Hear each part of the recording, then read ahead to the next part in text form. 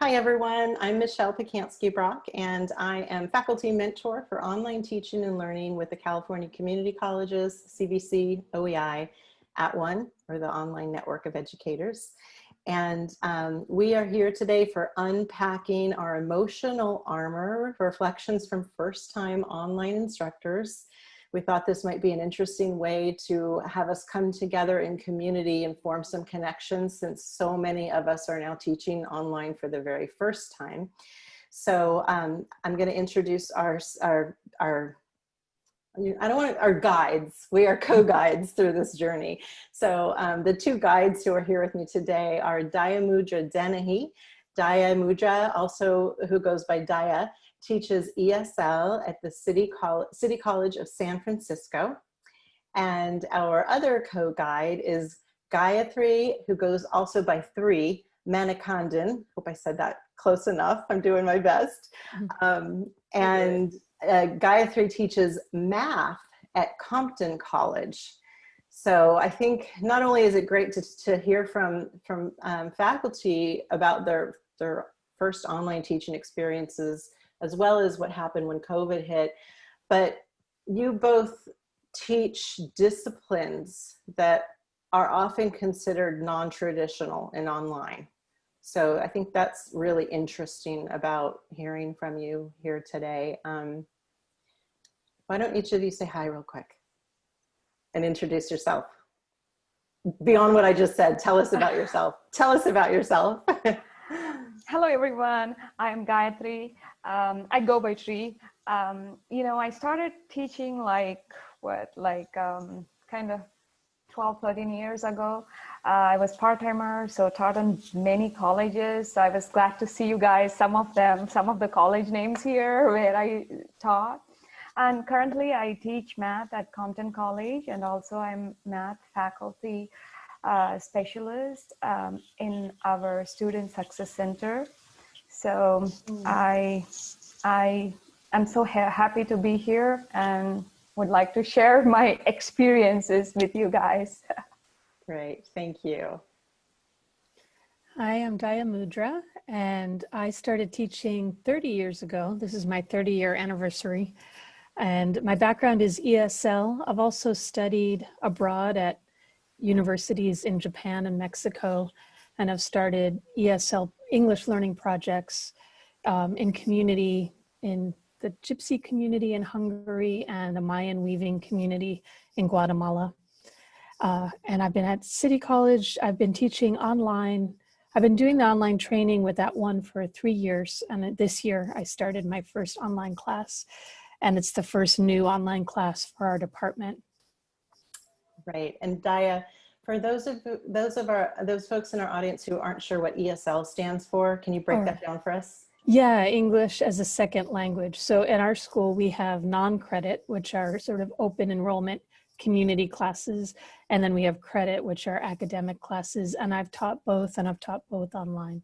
Great, thank you so much. To kick us off, I actually have some housekeeping, well, really norms that I wrote, and I'm going to read these because I want to get them right. The first one is a quote that I shared in the last session, a quote about trust by Charles Feltman. Trust is taking something important to you and making it vulnerable to another.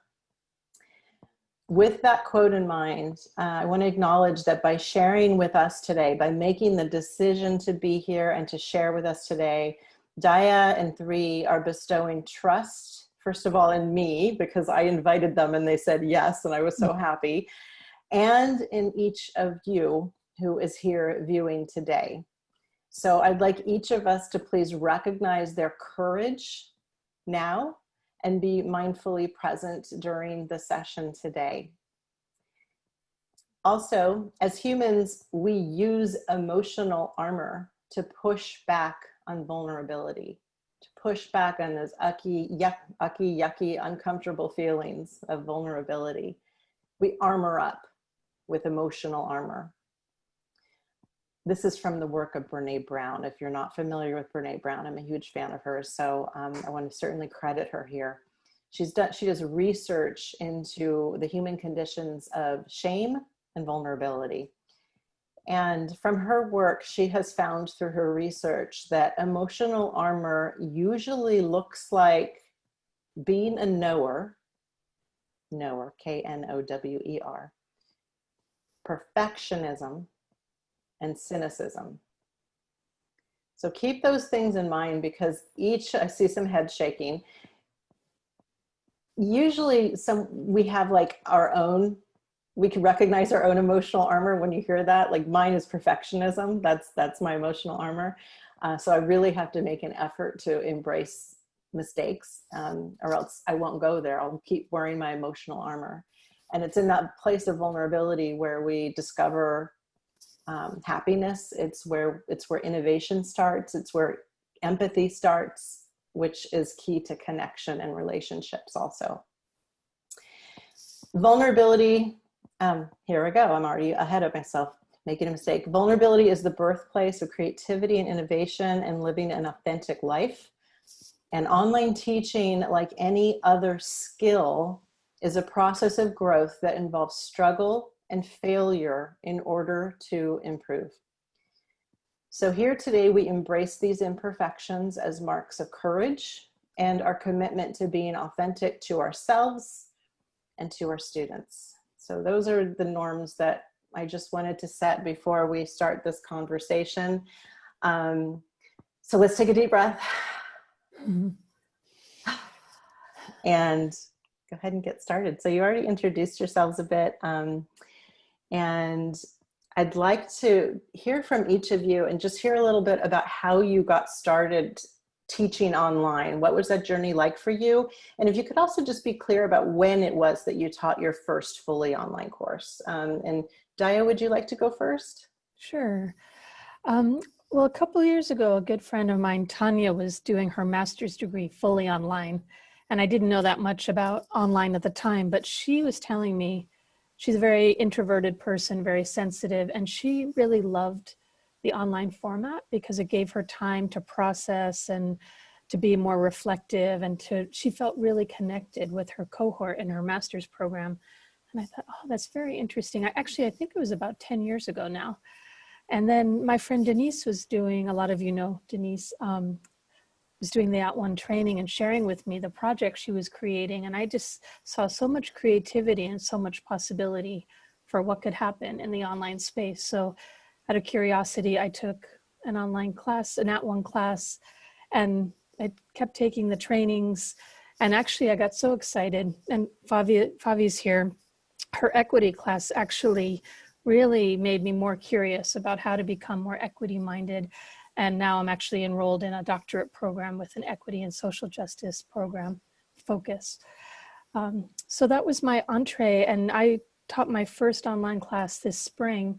And like many of you, my other classes, my face-to-face classes went remote.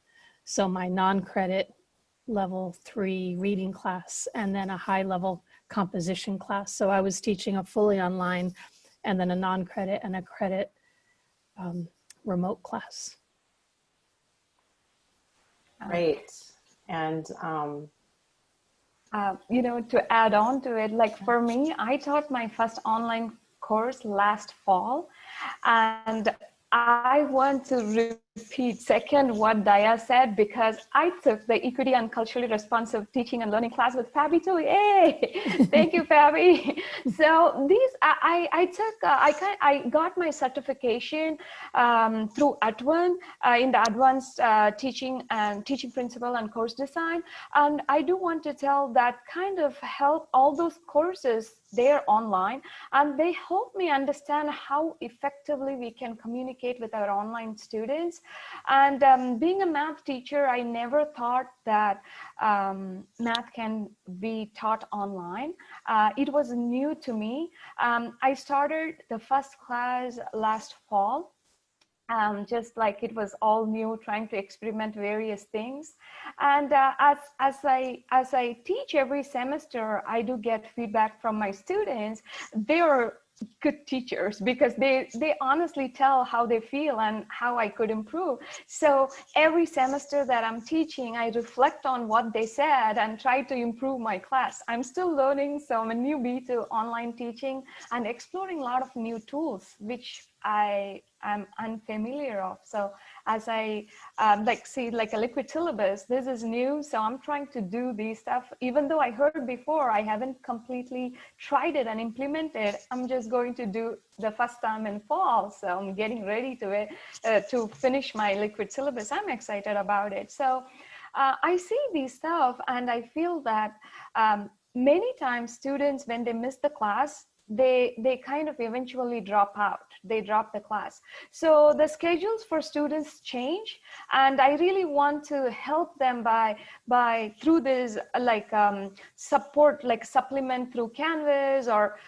how can I was always thinking, how can I help these students who have various schedules? They can't come to the class on fixed times.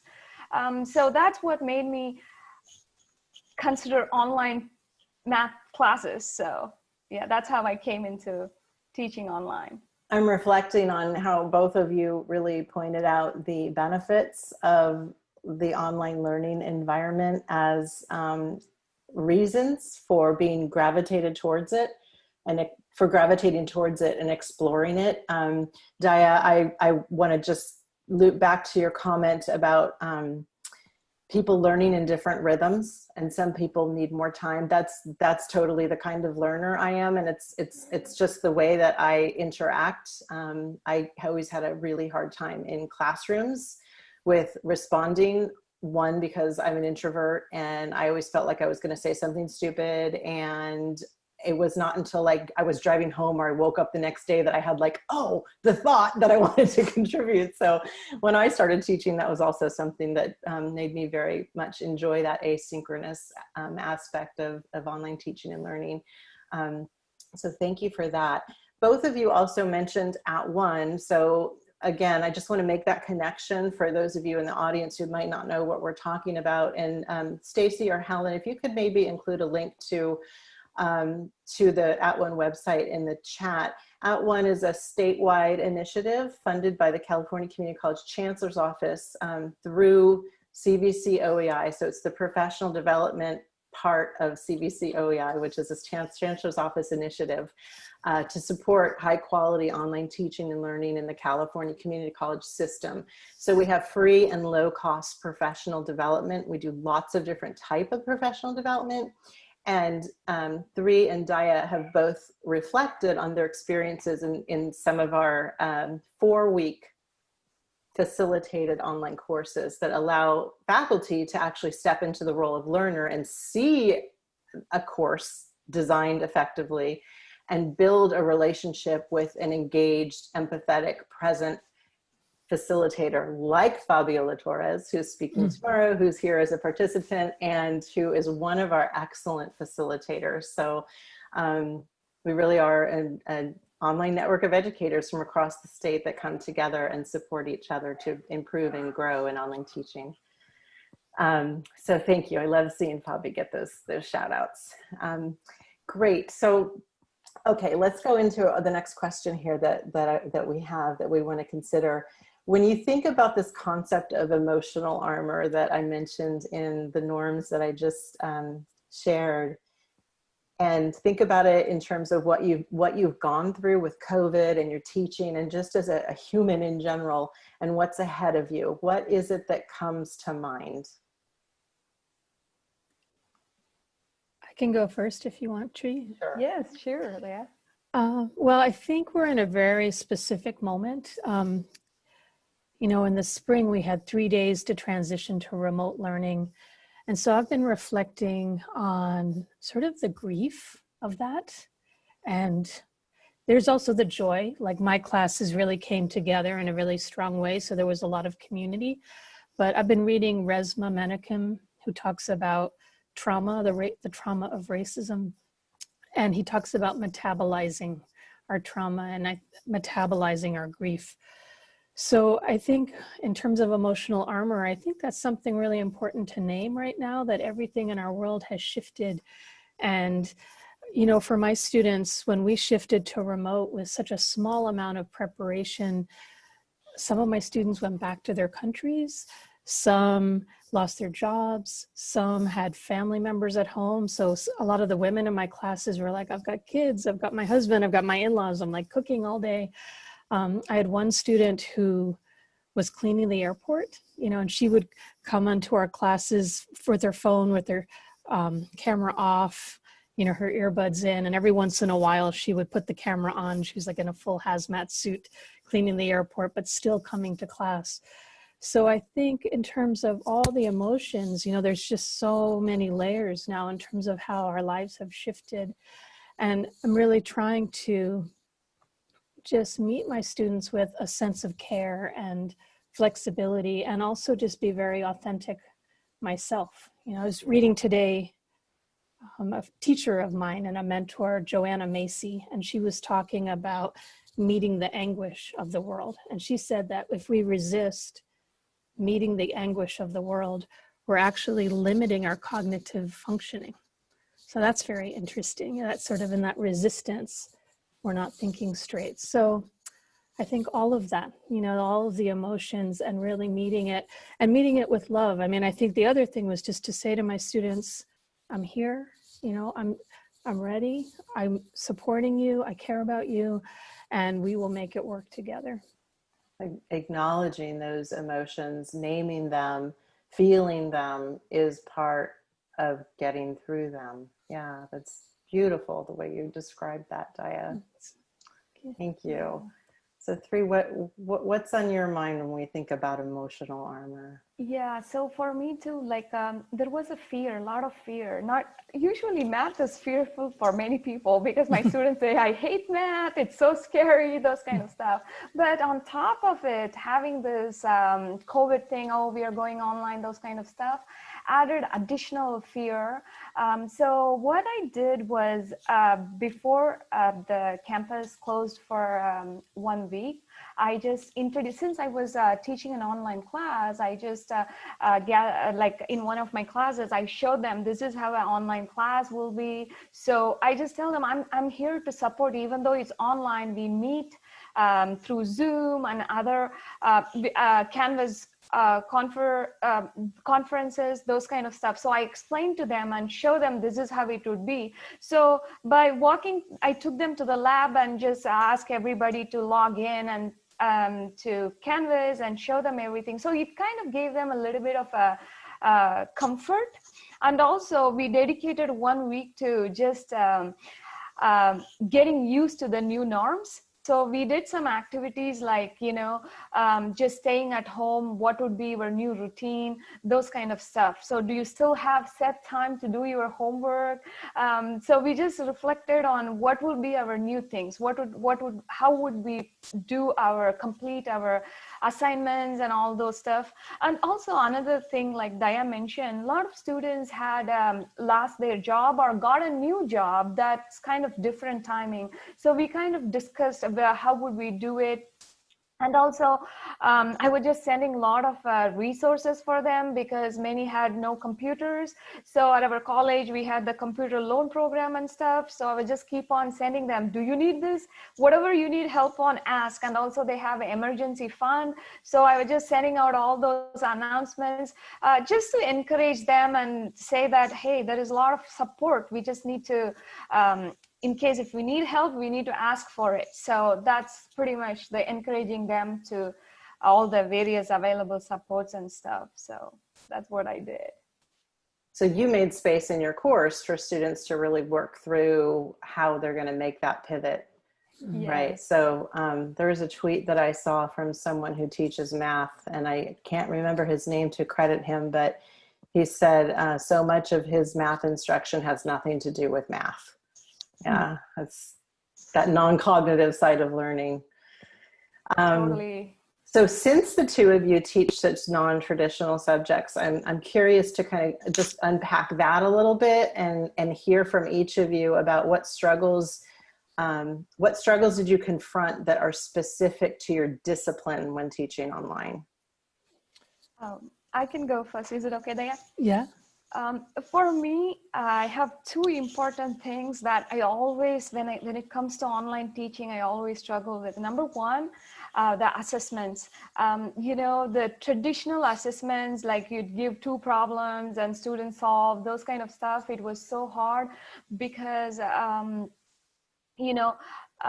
are a lot of apps available. Students, like what to say, they can cheat, or we don't know who's doing those kind of stuff. And slowly I try to learn how to create assessments, problems where I can ask them to present it in different ways, like meaning through discussion boards. Initially, I didn't even know we can use discussion boards to assess math problems, those kind of stuff. It was all new to me.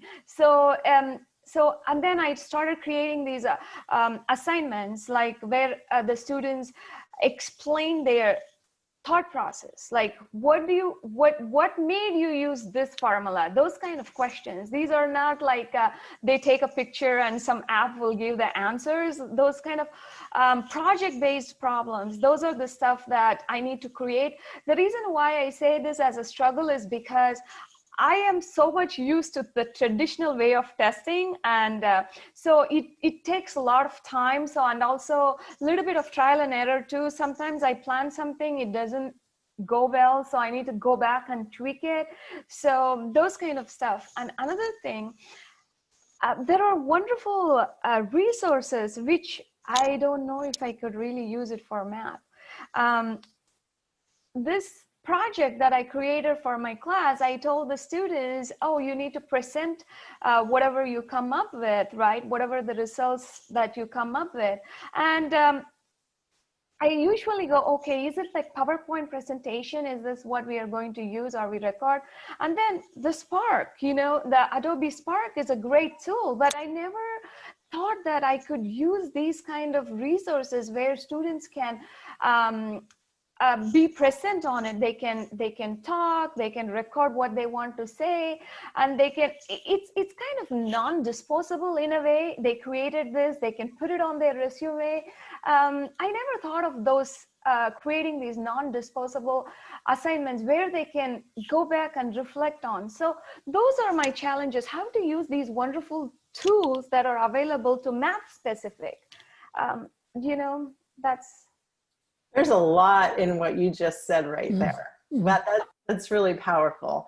And I think, looking inside at how you're designing an assessment for an online course to deal with the cheating issue is something that I just want to pause and reflect on that.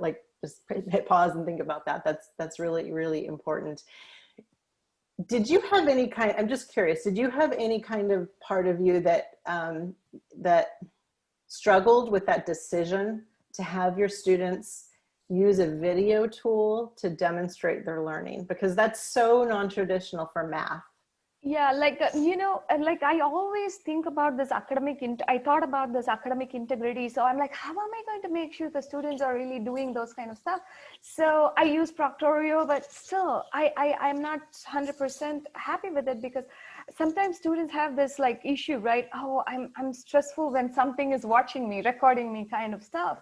So this is another way, just I haven't tried the Flipgrid yet, so probably going forward, I will try the Flipgrid activity where the students record themselves doing some problem and explaining to the class. So that's on my to-do list. Probably in fall, I will do it. So it's a great idea. So another thing that I do is sometimes students do the problem and then take a picture of it and then upload it as in the question. So I have tried that, but there's, as you said, there are so many options. Sometimes I'm just so narrow that, oh, for math, this doesn't work, that doesn't work. You just need to be more open and creative. I think things will work. And also this time I'm planning to ask my students, how else you can turn in, how else you can show me that you understood that concept. Something like that. So I'm thinking maybe they will come up with creative ideas than myself, sitting here and trying to think what I could do. So you're inviting your students in to Yeah. help design the assessment. Yeah. So that's really amazing. There's a lot to take away from that. Thank you for sharing. And I want to see some of those assessments. Yeah, I'd like to see some students who are proud of sharing their work and how that's changed their experience. Yes. Thank you for sharing, Three. My pleasure. Yeah. Daya, how about you? How about some discipline-specific struggles you may have had as you got started teaching online? Well, I think, our students are learning English and there are different levels of mastery. So I think the biggest challenge with entering a new space is understanding all of the language, right? So I think that's one thing that will continue to evolve as we teach ESL online. But like the welcome modules are so text heavy, they really assume a fluency in English. So I think actually there's an equity issue there. And so I've been trying to work on how to make the welcome information and how you navigate and how you get the help that you need friendly to people who aren't fluent in English yet. So there's that. But also I'd like to echo what Gayathri said, which, when I hear Gayathri talk, she's kind of talking about math as a language. So we're sort of in similar lanes, I think, and she wants the students to explain their understanding, sort of a more metacognitive level of, explain their thinking. And, I've also been trying to challenge myself to come up with new forms of assessment. And I've also been doing project-based learning. And so I'm excited about that, having them document. I'm having my students do portfolios now on Adobe Spark pages that they keep adding to kind of document their learning and reflect on their learning. And I'm really finding that they're getting that metacognitive view of the grammar and all the different functions of language. And so they're reflecting in a new way on what they're learning, how they're learning, what their challenges are.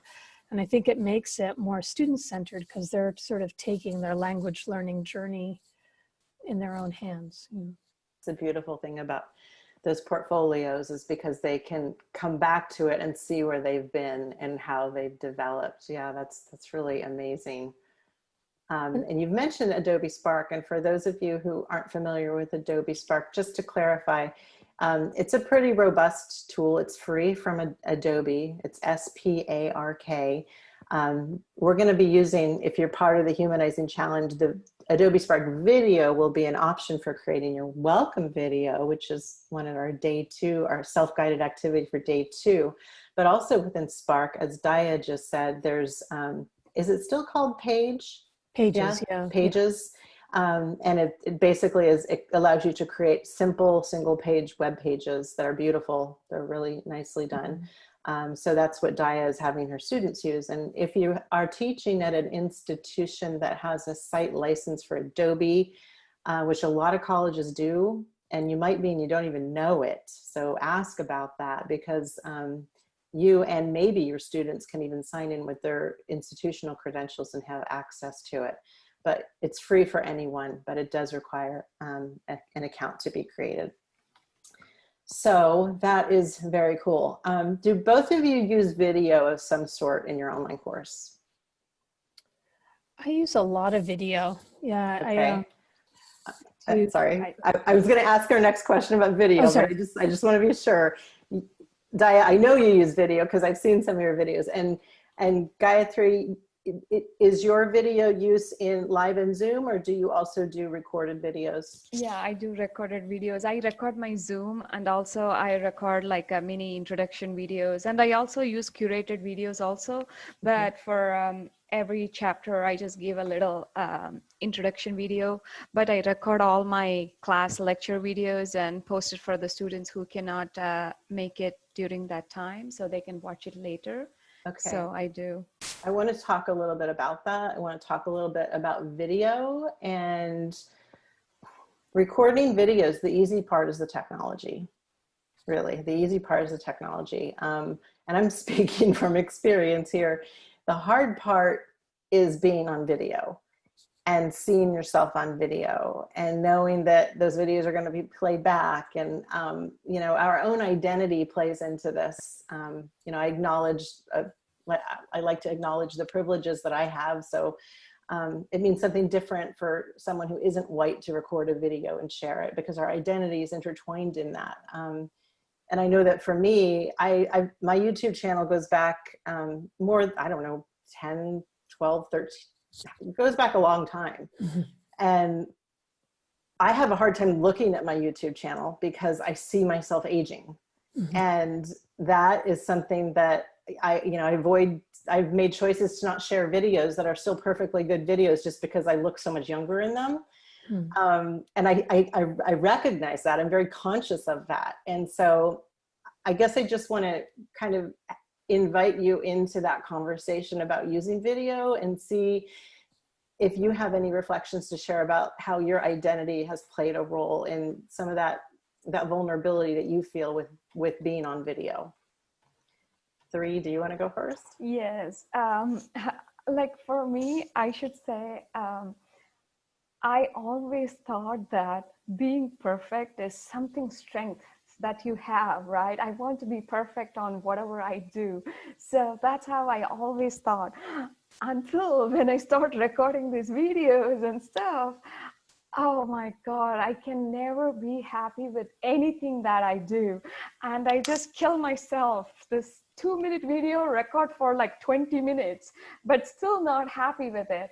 So I'm just learning that, oh, perfection is not a strength. It's just a weakness, such a weakness. I'm just trying to hurt myself this much going over, what is the, and also another thing, why I was not happy is because I should say my English, I sometimes when I get nervous or I tend to make grammatical mistakes. So when I record that, oh my God, my mistakes are being recorded because I think in a different language and I try to communicate in English. So sometimes I make these mistakes, right? So and then this is being recorded and I'm like, my mistakes are all being recorded. And like that every time I hear that, oh, I made this mistake here, that mistake here. And it took me a while. Oh my God, what am I trying to do here? I just need to introduce the topic to my students, that week module to my students. It's okay if I make a mistake there, as long as the content is like, meaningful to them, it's okay. I'm letting it go. That was a big challenge to me.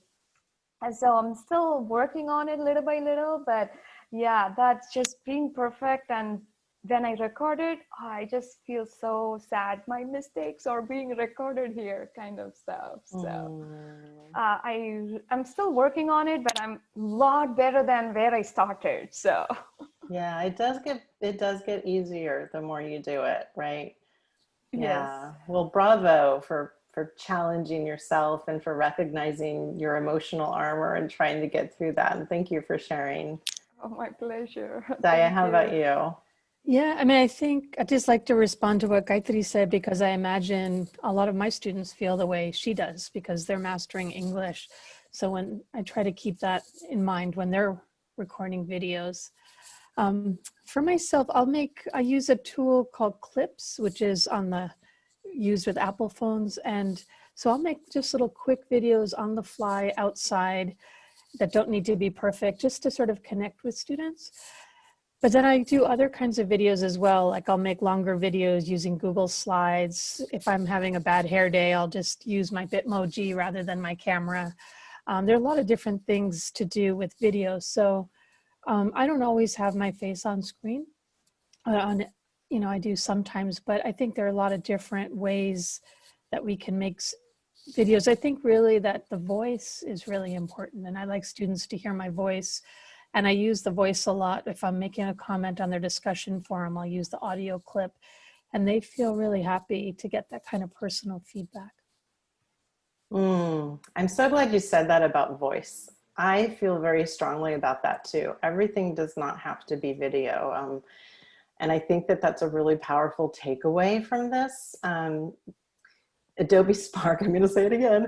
Adobe Spark is a tool that you can use you have a visual track that you can add your own images or pull images in from the Adobe, actually it's Unsplash library, into Adobe, and do a voiceover. And that can be a super powerful way to connect with students, like telling a story. The voice is so rich with with information. It says how we're feeling, right? The speed, the tone, I think it's called paralanguage, right? What happens between each of the words that we speak. So I really believe that too. I use VoiceThread in my online course. And at the beginning of the semester, I'm always doing video. And then it's like, right, when it's 11 o'clock at night and my makeup's off or whatever, I'll start using voice more. And it keeps us very, very connected. So thank you for sharing that. You mentioned leaving feedback for your students though, right? In voice, is that what you just said at the end, Daya? Yeah. Can you share a little bit about why you do that and how it changes things for students? Well, there were a few times where I felt like students needed more personal feedback from me. Like, so again, back to this spring, I had one student who came from Iran and he just disappeared. And so I left him a voice message. I think on Canvas, you can use the voice for a message, and also on the discussion forum, any kind of feedback that you give. And I just said, "Are you okay? We haven't seen you for a while." And he was so touched. He said, it turned out his family went to Italy, and Italy was, crazy with COVID. He couldn't function. But there was something about getting that voice message that made him feel supported. And so after that, I thought, okay, I need to do this more. And so, yeah, I'd like to try it more, actually, of just little comments. I mean, I think it could be a good way to save your wrists as well. Just record like little comment, this is a great discussion forum. I love how you said this. So it's one of the tools in Canvas that I'm starting to play with more. Yeah, and I can see on my screen Fabiola, and she's shaking her head. I know that Fabi is a big supporter of voice and video feedback, and because of the way it takes the stress off of our arms, our wrists, our fingers, that can get painful with a lot of the work that we are doing. So that's a good point. And there is a lot of research that shows how impactful voice or video feedback is. Again, it doesn't have to be video. And there's even some research that shows that students are more likely to implement the feedback if they hear it. And it all comes down to the way it makes a person feel.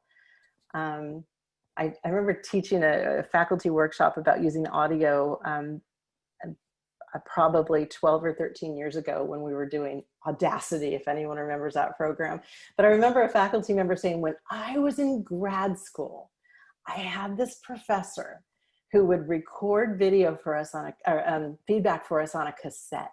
Mm-hmm.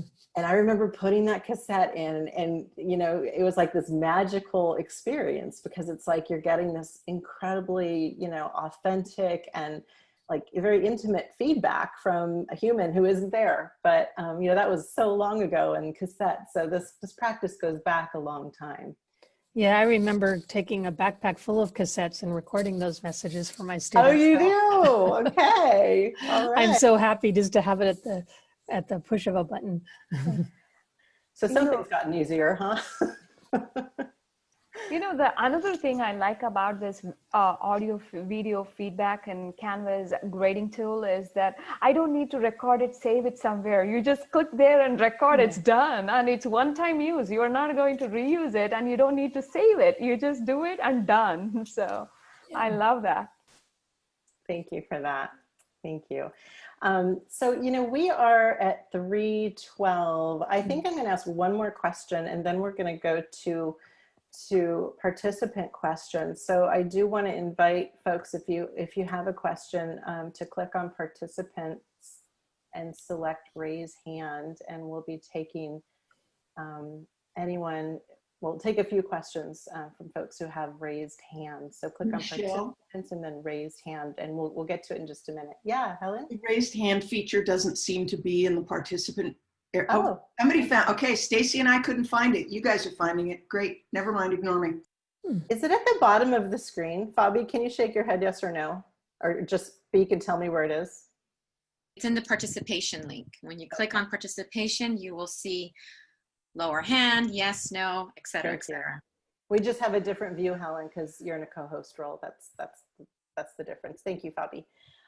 I want to just ask you about looking forward to this fall. And if we could, in a couple minutes, if you could just say, how are you adapting your norms? What new norms are you thinking about establishing for the fall, given this unusual situation that we and our students are in? I have been thinking different things, like for example, the Zoom norms. I just want, I'm planning to use a Google Doc so that all the students can come up with whatever they think is a norm in the class. They can add it in the doc. So we create a living document and then we just go back and revisit. That's my plan. So the reason is when I do the Zoom classes, not always students are comfortable in turning on the video due to various reasons. So how do I encourage them to do it? And also at the same time, how do I be mindful of what they are going through in the house, background, those kind of stuff. I have tried kind of, oh, you can do this virtual background, you know, but I tried different things last semester, but it looks like if your computer is kind of old, the virtual background doesn't work. It freezes up all the time. So I just want to be aware of those kind of stuff. So I want to create norms. And also this time, not only for the Zoom videos things, I'm planning to create like a thing for a space for students to raise their voice, like give their voice, their opinion. And like, as I told you before, giving them the freedom. Like I just, like, for example, if I create an assessment, I'm just going to say like, oh, you can, like a project, you can do it in PowerPoint, or you can do it in Adobe Spark. And the third option is open. You can be creative and you can find out a way to do it. So that time, a student, let's say they feel, I don't have time to learn this new tool. I can't do it. Instead of not missing out on the whole assignment, they could find out a way that they want to present it. So giving them an option on everything, that I feel that helps them to still be able to participate and share stuff. So I want to make the students be part of the class, like how the different ways how they can do things. So, and the end of things, trying to give them a lot of choices so they can pick and choose from. Yeah, that's my plan. Yeah, welcome. Yeah, I've been thinking about norms as well, and all the things that Gayathri said. Yeah, I think an online class is different from a remote class, because I think the remote class has that synchronous element. So I'm going to start the week with what I'm calling my remote learning success plan, and having students really reflect on how they're going to be successful, how they're going to set up their workspace, how they need to invite their family to support them.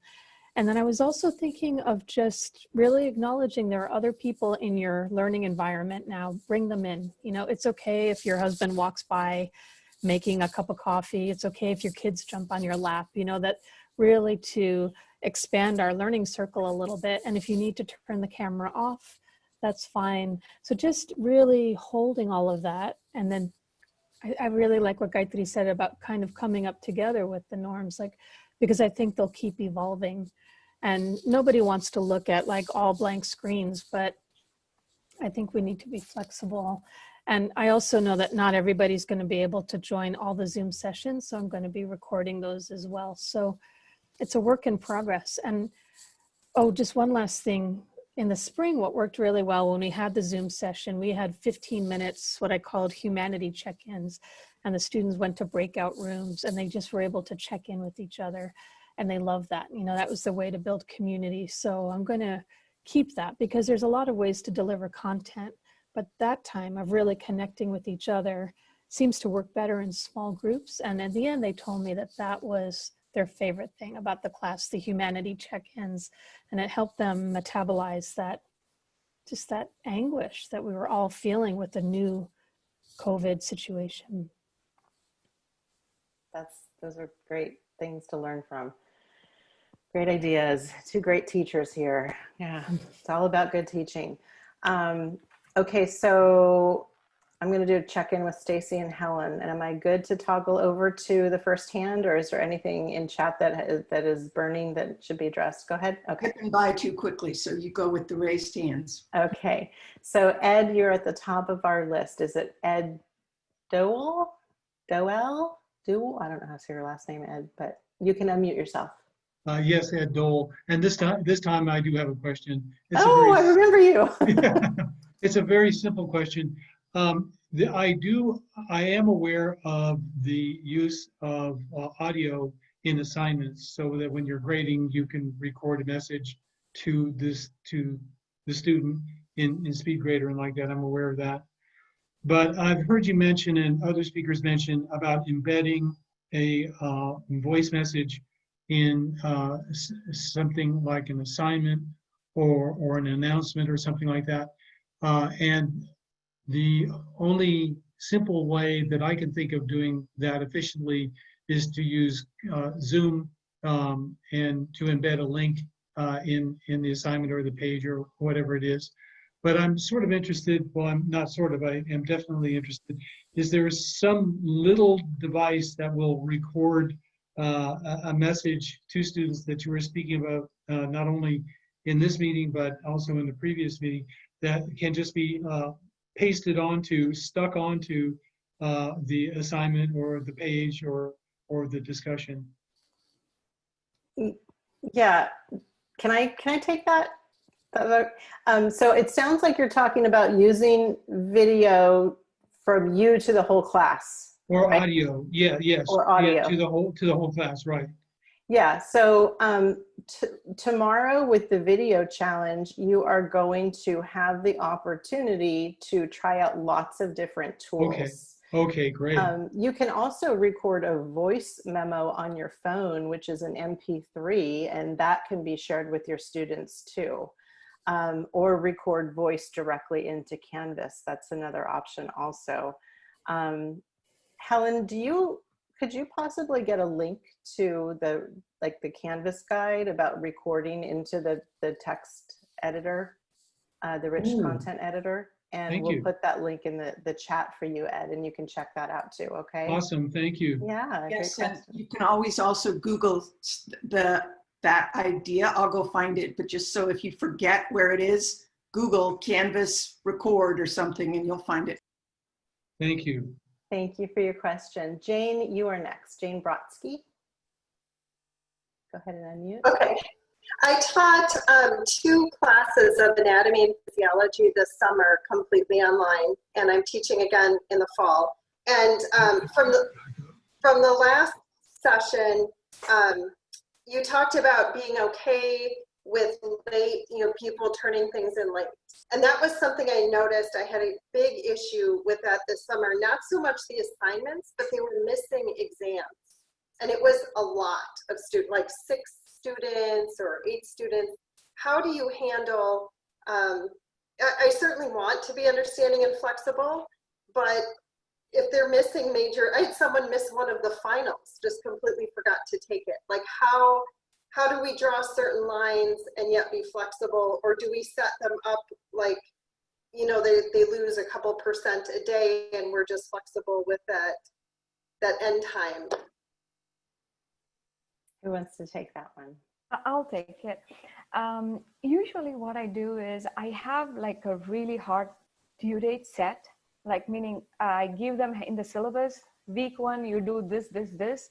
I give them and they know when is the exam and stuff. So I will tell them, plan your schedule accordingly. And then I tell that in case if something happened, let me know. And also I have one more thing. I use myopenmath.org for homework.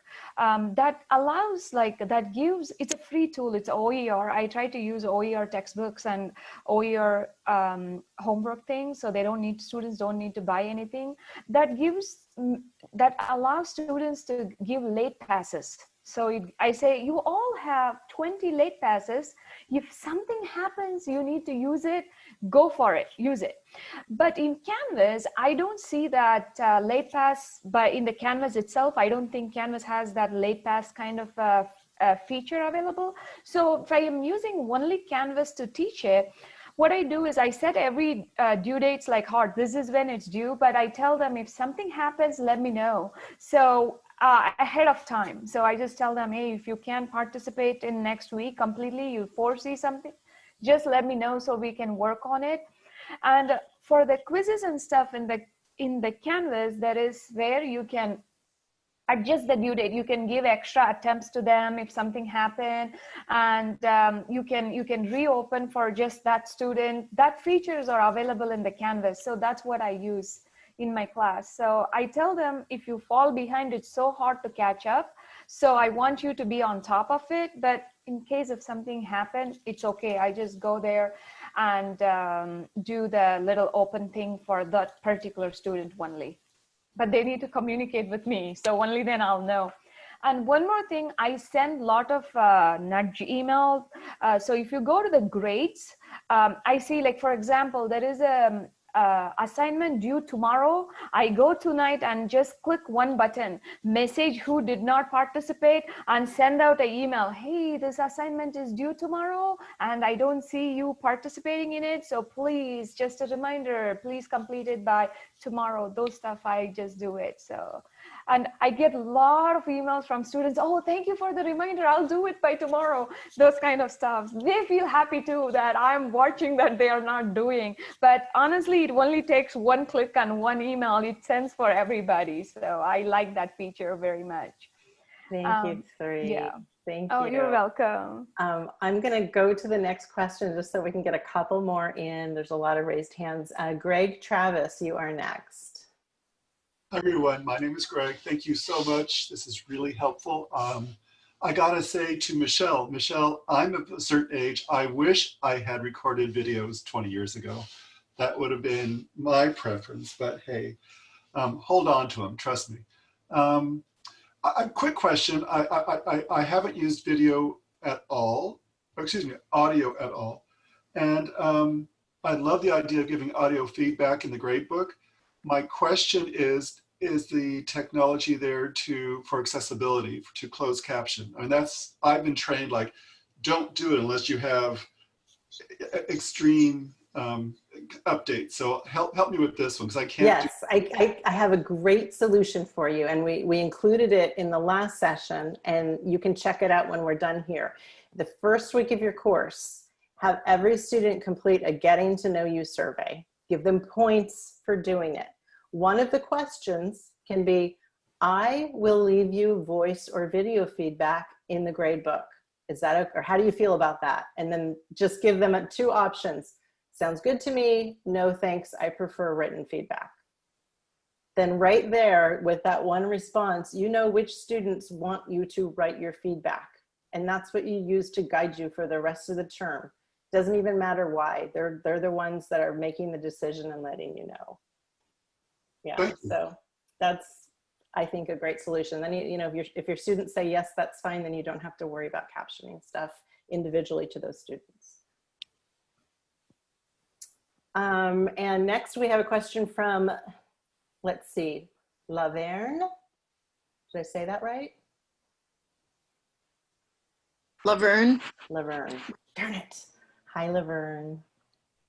My question also is related to accessibility, and that is, when the students are doing group work or they're doing work that's to be presented to the whole class, need that be accessible to the whole class? Yeah, that's a really good question. And the guidance, and I'm gonna turn that, I may ask for my. I love it when I hear that's a very good question. Yeah. No, it is. And I'm going to share my answer to this, because I've seen this question asked of our accessibility center. And it comes down to what you're requiring, at least my interpretation is what you're requiring students to do with the content that you're sharing. So ideally, all of it would be accessible. But if you are going to have your students select 2 projects, for example, and respond to them, you should have like triple that be accessible. I've seen faculty actually build captions into the rubric. And so students do go through the process and caption videos. So that is a route you can go. But basically, whatever you're requiring your students to do, they need to be able to achieve that and have that content be accessible to them. So who else wants to build onto that? Or challenge me and say I'm wrong? You're not wrong. Okay, thanks, Helen. Helen is much better, much more knowledgeable about this topic than I am. So I appreciate hearing you chime in there. That was a great question. We're going to take one more question, and it's going to be from Alana. Hi, Michelle. Not really a question, but a statement. One of the things that I realized at our campus when everyone switched over to remote was that they really didn't pay attention to those that were already teaching online classes. I'm an ambassador for teaching the teachers at our college, and I've been doing the online teaching certification and things as well, just for summer because they needed extra people to help. And I got more questions and more problems arise with my faculty that were online instructors and had been online instructors for 5 years, having challenges with their students at home because their life had changed so dramatically. They had made the assumption they're already online students, they should be able to suck it up and do everything as normal. And it didn't happen that way. And I found myself having to train a lot of the online instructors on how to handle their students and sending out some letters of concern and just, emails saying, hey, I understand your circumstances are different now. Please let me know if there's something I need to do to adjust things. That's really interesting. Daya or Three, do you have any comments that you want to add to that? Well, I had a similar experience because I had an online class in progress, and I felt like I really needed to address the affective aspect of what was happening because we were all pivoting, right, to COVID. And yeah, the one student I mentioned who just completely dropped off, that was in my online class. So I think that's true. And I think that having student visiting hours where students can drop in and ask questions for an online class is really helpful in that way because they can actually see you. Yeah.